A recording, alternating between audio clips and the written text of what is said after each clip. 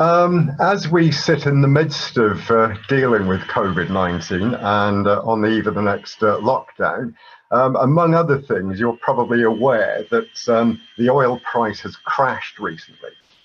And it's interesting the way all these different factors are interlocked with one another, and that's really what I'm going to talk about. Crude oil is really the lifeblood of civilization. It consumes about a third of all the energy used by humans on Earth. And when you just make a comparison like this of oil with coal, natural gas and other sources of energy, it's almost misleading because it seems to imply, well, if you run a bit short of oil, then you can use a bit more coal, a bit more gas, etc., etc. But it's not quite as straightforward as that. What you can see, though, is that more than 80% of the energy used by humans on Earth comes from the fossil fuels, about 5 or 6% from nuclear and hydropower. And this is where I need to point out that these figures were actually drawn up almost 10 years ago. Now, the point being that actually, although our use of energy has increased by about 13% in that period, the relative proportions are almost exactly the same, except that our use of coal has fallen to 27%, and renewables, sun and wind, about 3.5%. If you then add in biomass, just less than 5%. So the overall balance has changed from a bit less coal, but more renewable energy being used. Now, in terms of oil, this is what you might call the good old days.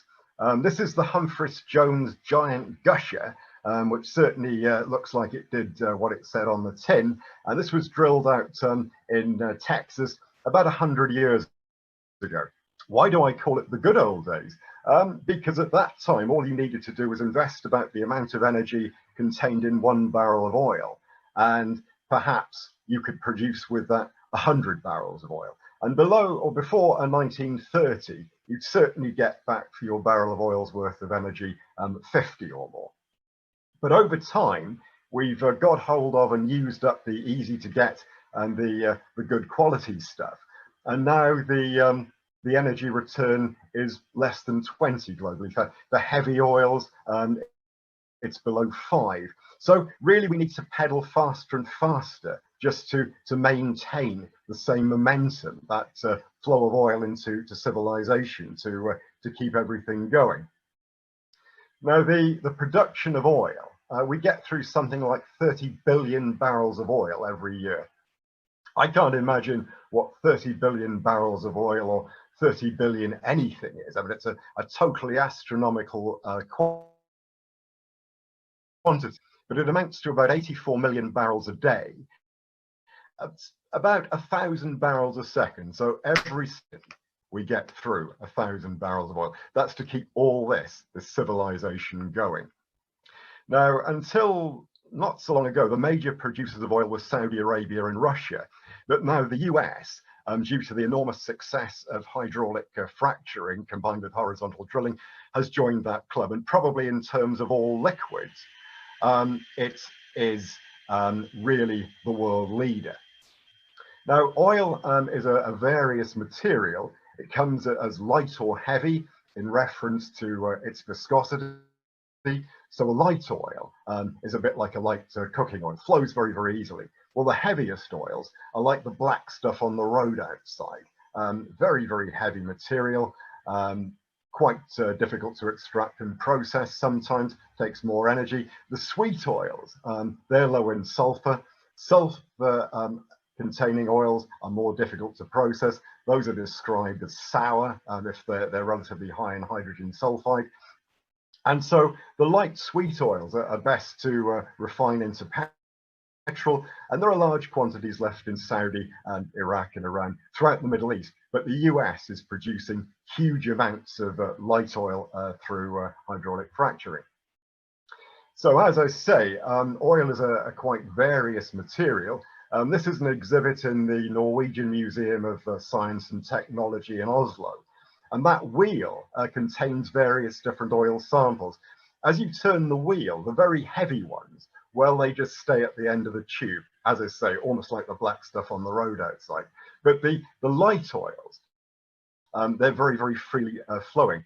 And the reason for that is these different samples contain quite different molecules. And you don't have to drill that far apart in terms of distance to begin recovering quite different material, and different kinds of oils are better for particular purposes. So that is really, when you're talking about crude oil, you're actually talking about quite a distribution of material. So what about the oil remaining? Well, much of the oil left is sour, high in sulfur, and heavy. So, for example, from the Orinoco Belt in Venezuela, this is more difficult to get hold of often, to actually produce. The processing is more costly if you've got to clean out sulfur and metals in some cases. And you very often hear, oh, there's so many billion barrels of oil somewhere. Well, maybe only a few % of that will actually prove to be recoverable, because not only has it got to be technically feasible, but economically viable to actually do this. The extra heavy oils, as I say, are not necessarily liquid at all, but bitumens, a lot of that in Venezuela and up in Athabasca in Canada. You sometimes hear a statistic like there's more oil under America in the form of oil shale than there is under Saudi Arabia. Well, that's not really quite true. This refers to Keragen shale, not the shale that is fracked to yield good quality oil. And the point is that Keragen is a primordial material. If geology had put it into hotter regions of the ground, it would have actually been converted into material that we're more familiar with as oil. So if you want to get oil out of it, you've got to get this stuff, dig it up, heat it up to maybe 500 degrees centigrade. And that takes an enormous amount of energy. So the energy return on investment is relatively low. And that's probably why there's been no large-scale oil shale industry yet. It's a very expensive process too. Now, oil not only fuels most of the world's transportation, but it's the raw carbon chemical feedstock for plastics, the chemical industry, pharmaceuticals, and most other modern materials. I mean, we wouldn't be doing this right now without plastic materials to make computers, cell phones, headsets, all the rest of it. And probably more chillingly, perhaps, is that without oil and natural gas to make nitrogen fertilizers, then modern industrialized agriculture just wouldn't exist in the form that it does. And this is really a bit of a poster child for the, well, potential problems of modern agriculture. That's to say that you have this mighty array of combine harvesters, which look something like a marching army. And there they are harvesting a field of soybeans in Brazil. And you see these great clouds of dust that are thrown up behind these machines. Well, that actually is the topsoil that they're breaking up. And because this is monoculture cropping, then for a lot of the year, the land is left bare, often when the erosive forces of wind and water are at their most powerful. So the topsoil is just continually eroded. And at one point, this was rainforest. So this has been cleared to free up the land to grow the soybeans. And then, of course, once you've lost enough topsoil, the land loses its productivity, and then more rainforest is cleared, and the process goes on and on. But you need oil, not only for the diesel fuel to run the combine harvesters, but obviously these soybeans aren't consumed where they're grown. They're moved around Brazil and around the entire world. So really, this is where the statistic comes from, that for every calorie of food on the plate, you need about 10 calories of fossil fuels to get it there. So for the UK situation, we import something like half our food, and obviously whether that's imported or homegrown, it's transported around the country. A few figures here, but basically we use getting on for 1 million tons of oil for tractors, combine harvesters, etc. To move food around the UK uses about another 3 million tons of oil. You add that whole lot up together, 650,000 tons of oil for car journeys to the shops to buy it. About 7 million tons of oil are used per year just to feed Britain. And we're not a huge country. The food sector in total uses about 1/6 of our total energy for farming, transport, packaging, refrigeration, the whole lot. And we get through about 53 million tons of oil per year for our transportation just in the UK, and about a quarter of that just to keep planes flying. So that's quite a critical balance sheet, and certainly illustrates the importance of oil in keeping the civilization going. This is a slide drawn up some few years ago. Of course, it's the same.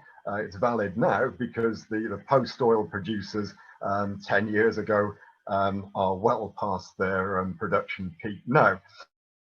So 98 oil-producing nations were identified, and well over half those had passed their peak in oil production. And this is a situation that obviously continues. This is a set of data from information released by the International Energy Agency. This is their World Energy Outlook from 2015. And they're projecting the oil supply. Where is the oil going to come from out to 2040? Well, consumption is reckoned at sort of 95 to 100 million barrels a day.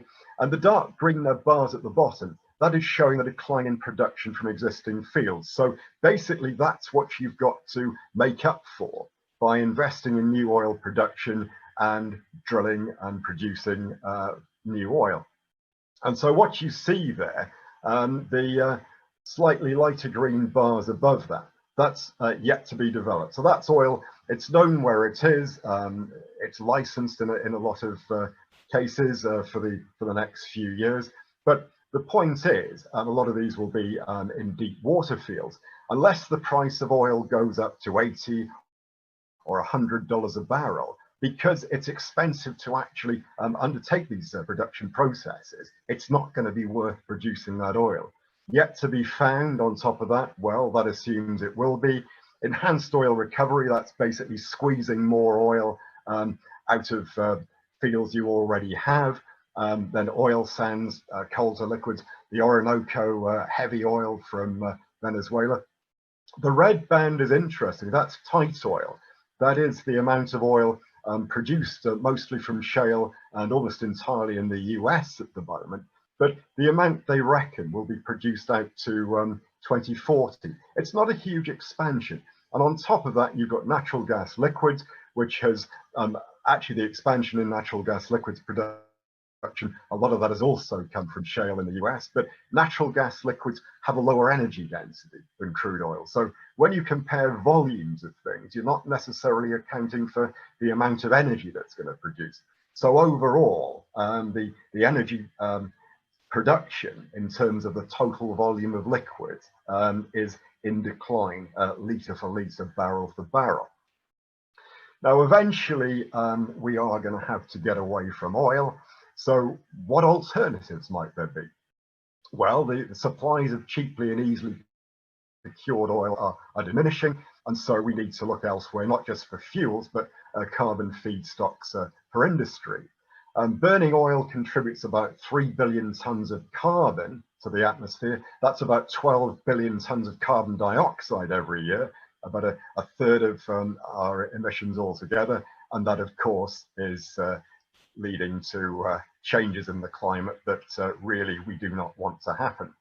Some people argue, well, obviously, as oil production begins to wane, then our carbon emissions will fall. True, but we are so dependent on oil for maintaining the dynamics within the structure of global civilization. Without it, and with no working plan B, it would put us into a very precarious situation. So this is a field of sugar beet growing up in Norfolk, grows well there, the same as sugar cane grows pretty well in Brazil.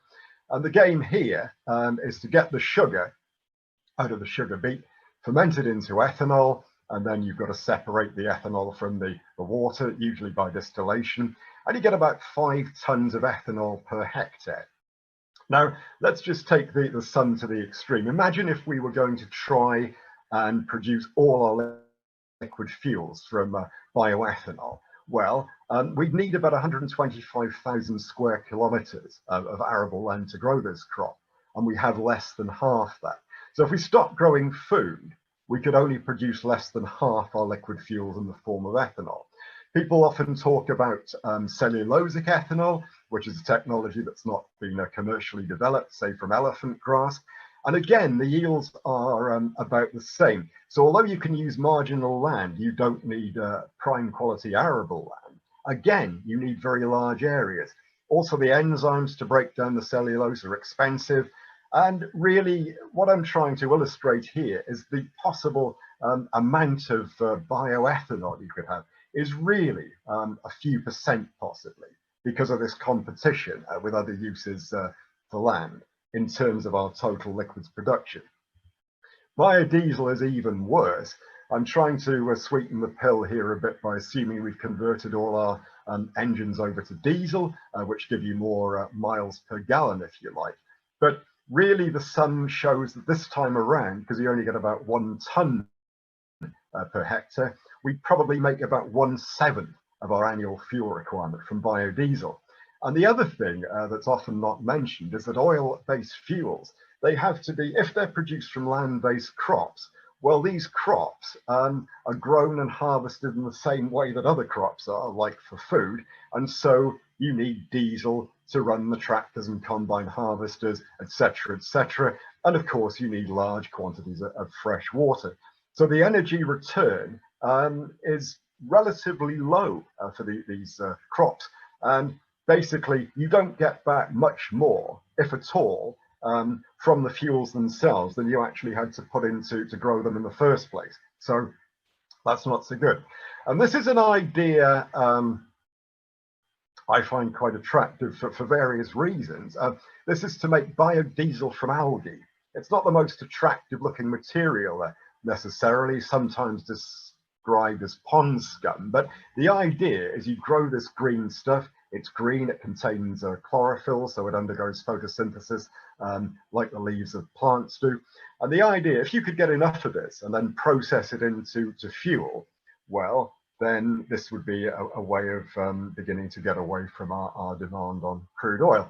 There are good prospects for it in the sense that rather than getting maybe 5 or even 1 ton per hectare of biofuel, you could maybe get 100 tons per hectare. It would have to be grown in tanks, etc. So with just maybe a couple of % of the total UK land area, you could actually fuel the entire UK. Well, the trouble is the energy return is actually very low. It would be nice if you could get away from using cropland. And there was a project at Cranfield University where they were looking to float the tanks out at sea so as to not need to use any land at all. But other things, the algae grow well on saline water and wastewater, so they don't have the same demand that normal land-based biofuel crops do for fresh water and so on. What I really like about this is that in principle, it's an integrated strategy. Yes, to generate an oil substitute, a biofuel, but you could actually feed it nutrients from agricultural runoff and sewage water that causes algal blooms, eutrophication, dead zones, and all that kind of thing. And you could get away from needing to put so much in the way of mineral inputs of nitrogen and phosphorus, and basically feed it with a source of these elements that's actually a problem.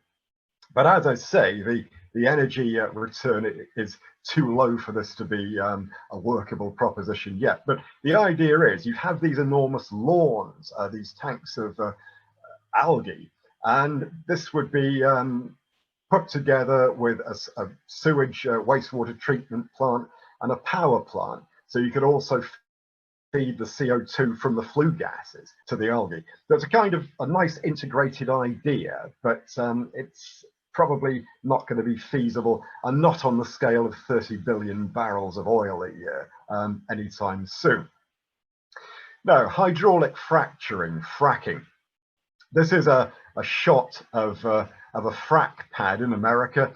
It's been sometimes described as being a bit like the circus coming to town, because you have an enormous number of trucks that have to bring in the water, the chemicals, the sand that's used as the proppant, the pipes that will be used to actually construct the well with, the drill pipes, a lot of stuff has to be brought in, and then eventually the circus leaves town, which is to say that just about everything else leaves apart from the wellhead that may produce oil or gas. It's thought for perhaps the next 30 years. Nobody knows for sure because this hasn't been done for quite that sort of length of time yet.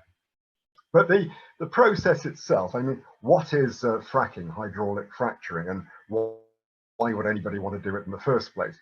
Well, the point is that, for example, this is the Marcellus Shale. In shale, it's a porous material, so it contains, depending on exactly where it is, gas or oil, but it's a rock of low permeability.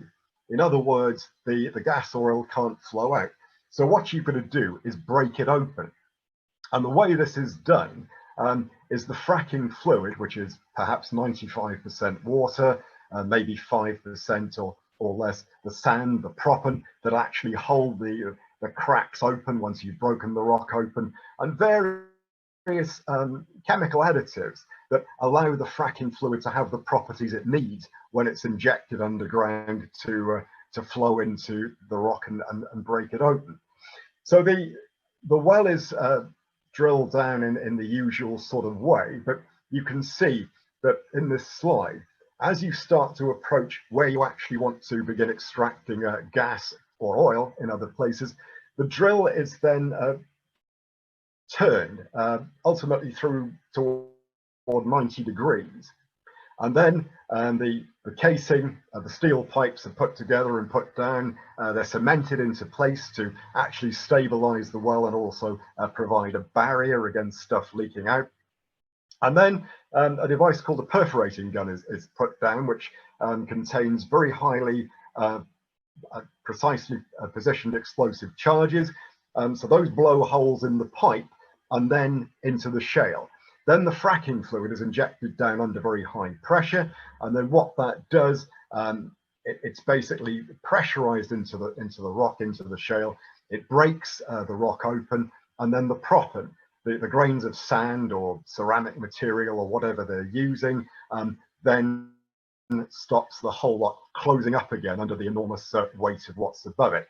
So that basically is the process, and then the gas or the oil then comes up to the surface and is taken away to market to be used in however it's to be used. Now, you need large quantities with a massive scale hydraulic fracturing of proppant. That's 150 tons or more of sand. That seems to define massive scale. Water and various chemicals are injected, perhaps up to 1,000 times atmospheric pressure. Now, a single well can produce several million gallons of wastewater. That contains whatever was in the fracking fluid in the first place, but also what might have been washed out of the shale. People are concerned with some radioactive materials in some places. So all of that has to be dealt with. The other thing is that shale gas or oil wells decline very rapidly. So after about 2 years, 80% of the production has been lost. So they're only producing, say, a fifth of what they were to start off with. So you've got to carry on. This is where the drill baby drill term comes from. You've got to carry on drilling and drilling to make sure that your oil field or gas field continues to produce at a viable rate. And assuming that fracking is going to be rolled out all over the world, one estimate is that maybe 1 million new shale gas wells would need to be drilled out by 2035. So it's a huge investment. This is not cheap. It's much more expensive, energy intensive, and has other technology requirements than conventional drilling for oil or for gas. I'm not going to go into this particularly, but as we're all well aware, there are concerns about how safe fracking is, contamination of groundwater and all the rest of it.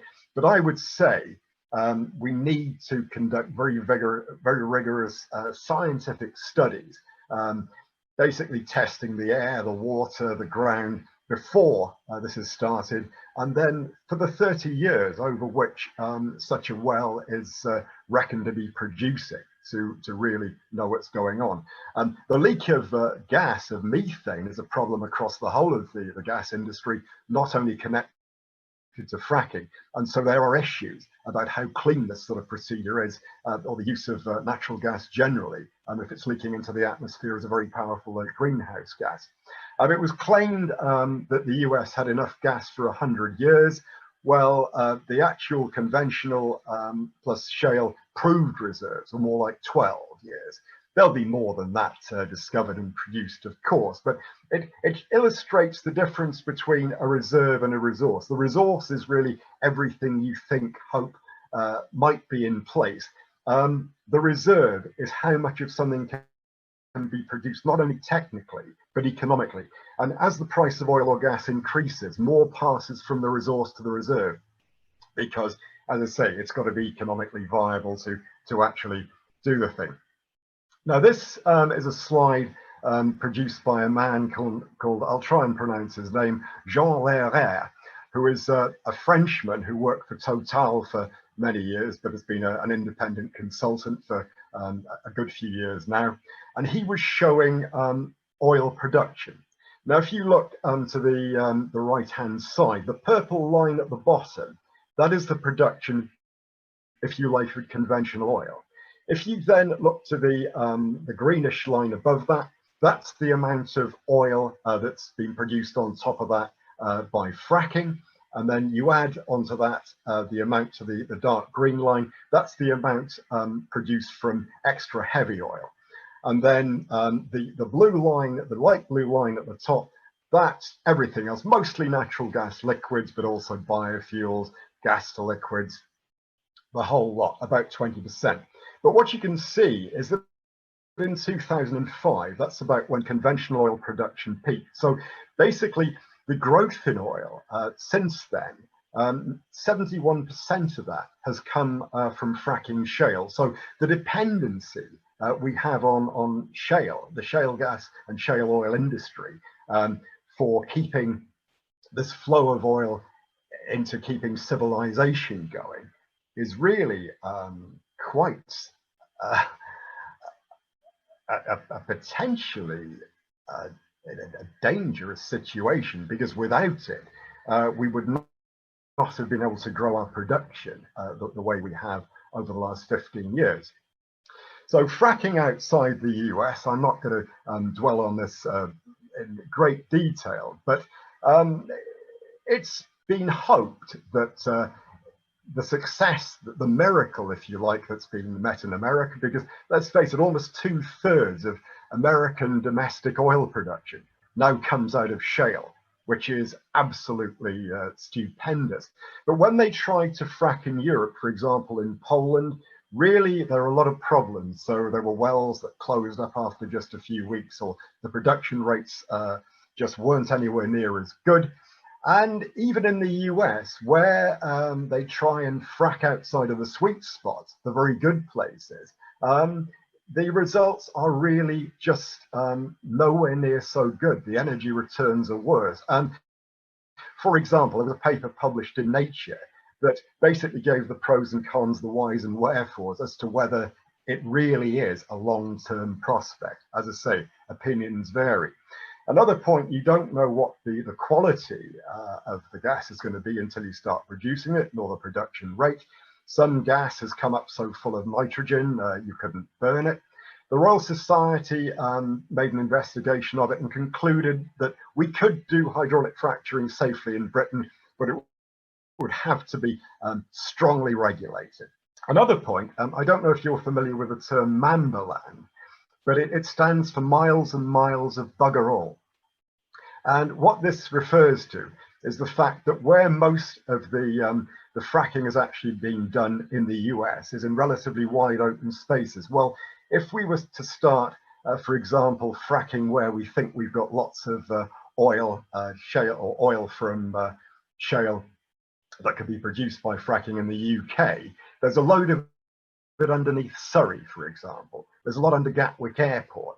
So you've basically got to start doing this underneath where people live, which probably wouldn't be necessarily very popular. All in all, there are many uncertainties.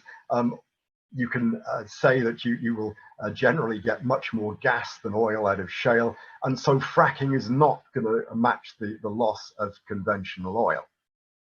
Now, this is a slide produced by Chevron some years ago, and they were pointing out, well, with an expected demand for oil of 80 or so million barrels, million barrels a day, then out to 2030, another 200 billion barrels of oil would have to be discovered. And so what they're showing here is that the baseline production, the existing oil production, is declining. So by 2030, you've lost about 50 million barrels a day of that production. And that's what you've got to find from alternative oil sources. And of course, this enlarges year on year. You've got to produce more new oil year on year, so that by the time you get to 2030, maybe you're producing, you need to produce the equivalent of 4 or 5 Saudi Arabias, and from different kinds of oil. And where do they think the oil was going to come from? Well, they're looking here on the left-hand side. International type, that's to say fracking all over the world. They didn't conclude that was going to be a great contribution. Oil sands. US tight oil, yes, maybe 40 billion barrels would be discovered.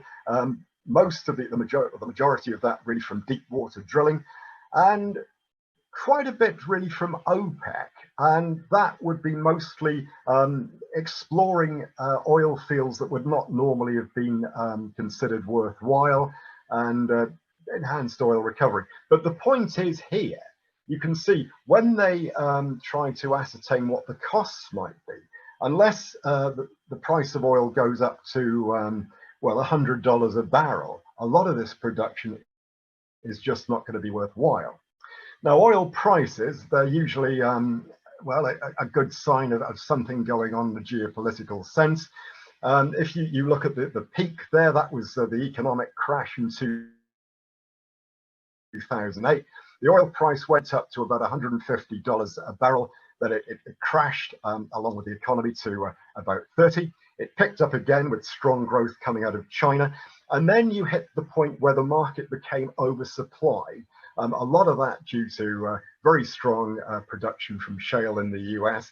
And then the price began to crash again. And this is really bad news, because obviously if oil companies aren't pulling in enough revenue, then they don't have the money to actually start to invest in new production. And this was a newspaper headline shortly after the oil price crash happened six years ago nearly, when the oil price was about $60 a barrel. And they're saying, whoa, at this price, there's going to be a huge reduction in new oil projects. Yeah, 7.5 million barrels a day of new output at risk. Well, now the oil price is below $40, so you can imagine. We're not running out of oil. The thing is, we are running out of cheap to produce oil.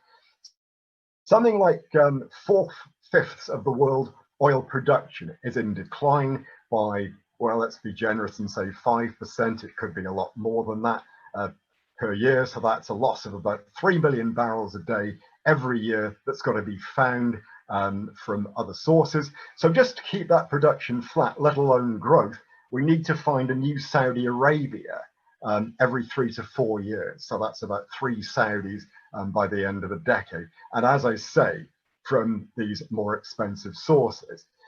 There's been a lot of trouble between Russia and Saudi, basically trying to agree to cut production levels to force the price up. If the market is oversupplied with oil, the price crashes. If it goes the other way and it's undersupplied against demand, then the price rockets. And it's a very sensitive trigger, actually. But as I say, it's highly uncertain how much light tight oil will be got, certainly globally, what the production rates might be. And indeed, since the oil price crashed about 6 years ago, all over the world, a lot of oil companies have drawn back funding from new production. So it is hoped that light tight oil production, especially in the US, which is the only place it's done on the grand scale, can take up this global slack. China and India account for 50% of oil demand growth. And as I say, there was a Finnish report that came out just before COVID hit us, called Oil from a Critical Raw Material Perspective. And they were suggesting there could be an oil supply crunch within 5 to 10 years. And of course, given the fact, as I've just talked about, that would not be too surprising. Well, that was the picture pre-COVID. So as I say, if things weren't already precarious enough, along came COVID-19. And although the market was already oversupplied because of the lockdowns, the restriction in people moving around, goods moving around, etc., then the supply against demand became very large indeed. And the price crashed down to below $20 a barrel, say for Brent crude and these other benchmark crudes. And it was said at the time that the oil price has gone negative. Not actually true, but what it was for WTI, West Texas Intermediate oil, basically they'd run out of storage space. So people were prepared to pay people to basically take the contracts off their hands because there was nowhere to put the oil. Hold on for a second.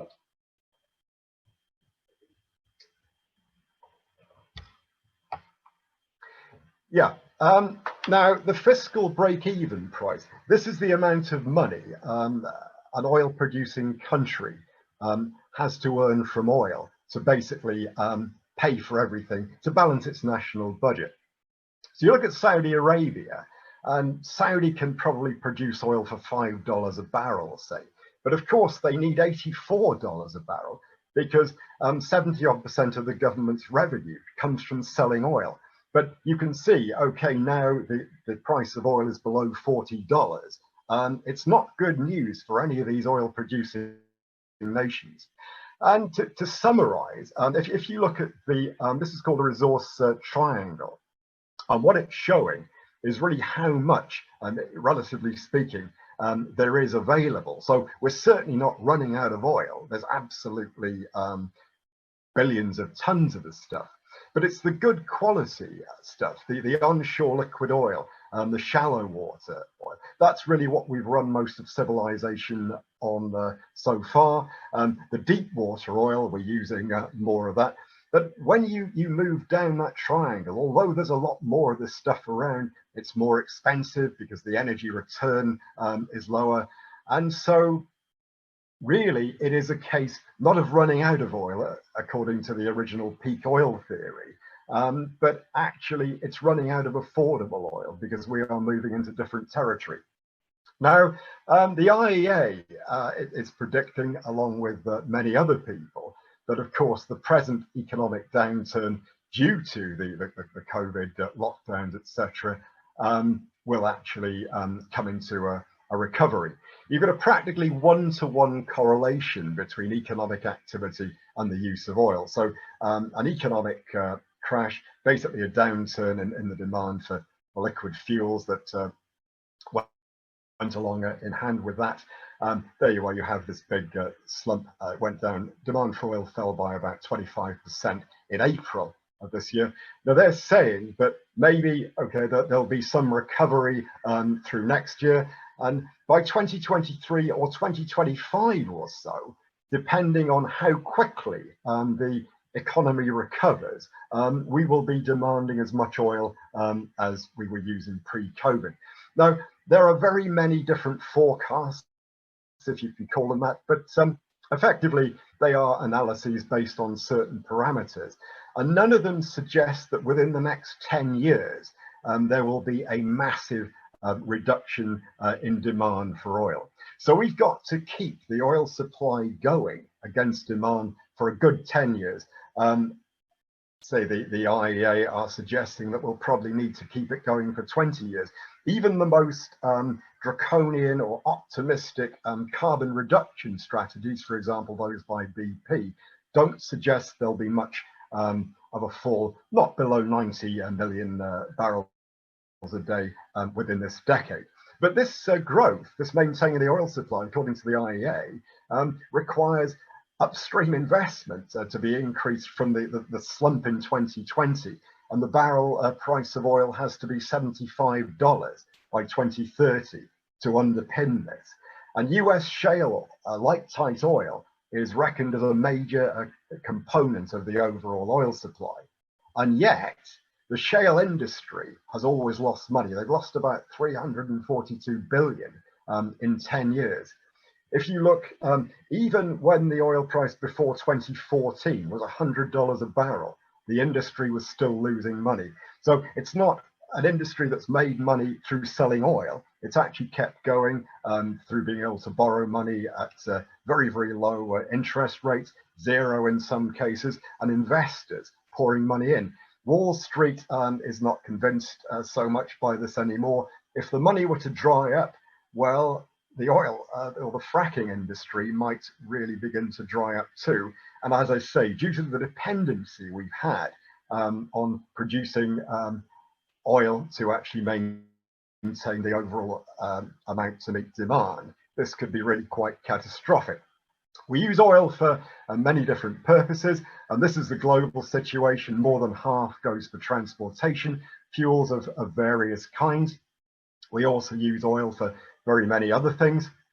And so if we were to try and cut back on oil, well, transportation would be the place to do it. As I've said, there's no obvious indication, and not even for some of the most optimistic forecasts for carbon reduction, we'll be using much less oil within the next 10 years. But in terms of an overall peak in demand for oil as opposed to peak production, well, the energy scenarios offered vary enormously. So BP, the IEA, the American counterpart, the IPCC offers several different possible scenarios. Nobody pretends it's a prediction, but it's an indication of what might happen given a set of parameters. Business as usual in each case basically follows current trends, but others really need the government to begin, or the governments of the world to begin to implement policy pushes to intervene. Otherwise, it probably isn't going to happen.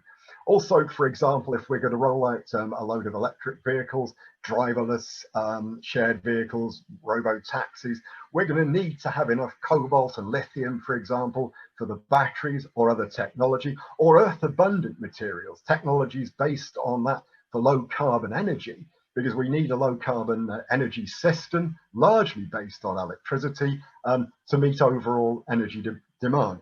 And it's not just a case of rolling out however many, perhaps 300 million new electric vehicles by 2040. This has got to go along with an expansion of low carbon electricity, or you're simply replacing oil by gas, coal, or nuclear, which is where we get most of our electricity from at the moment. And as part of that, we need to put in place a suitable grid and distribution infrastructure. So it really is a rather interconnected challenge that confronts us. Now, optimistically, the IEA released another report that said, well, actually, if we don't go down the business as usual route, we do start creating jobs in renewables and regenerative activities, we could actually produce 9 million new jobs, which sounds very good. The governments, it's not a single package, but collectively the governments of the world have come up with about $12 trillion for a post-COVID economic restart. But obviously this is going to coincide with a dramatic and permanent reduction in carbon emissions. What we do now, well, over the next 3 years, where we put that money and all else may well set the course of the climate crisis out to 2050 and beyond. So the time is now or never, really. The future of energy, well, yes, it's a good question, but if I may just offer the following comments. I would say that a key effort must be toward energy efficiency. To use less energy overall is the best low carbon energy solution. So, for example, retrofitting existing building stocks. Sure, you can't just raise all the existing buildings to the ground and build very energy efficient ones from scratch. We really can't do that. So we've got to work within the framework that we already have. We need more low carbon, called renewable energy, but there are questions about how quickly this can all be rolled out, or on what scale. There is interest in nuclear power, including thorium molten salt reactors, because if we were going to continue down the uranium line, really, unless we start to find a new technology that can extract uranium heavily from low quality or from seawater, it's not going to be a solution unless we start using breeder reactors. So that actually is another matter altogether. And we need to manage, as I say, we need to hold the oil supply together, but we need to keep that going while we manage a stable transformation. It can't be up and down to this new low carbon energy production and delivery system. And this has to be maintained into the future. And until the new low carbon system is big enough that it can feed back energy to grow itself, it's going to need the fossil fuels to provide subsidies and support for what we put in place. Through relocalization, we can reduce our use of oil fuel transport in terms of food, energy, and materials, and home working, yeah, as we are, many of us, involved with at the moment.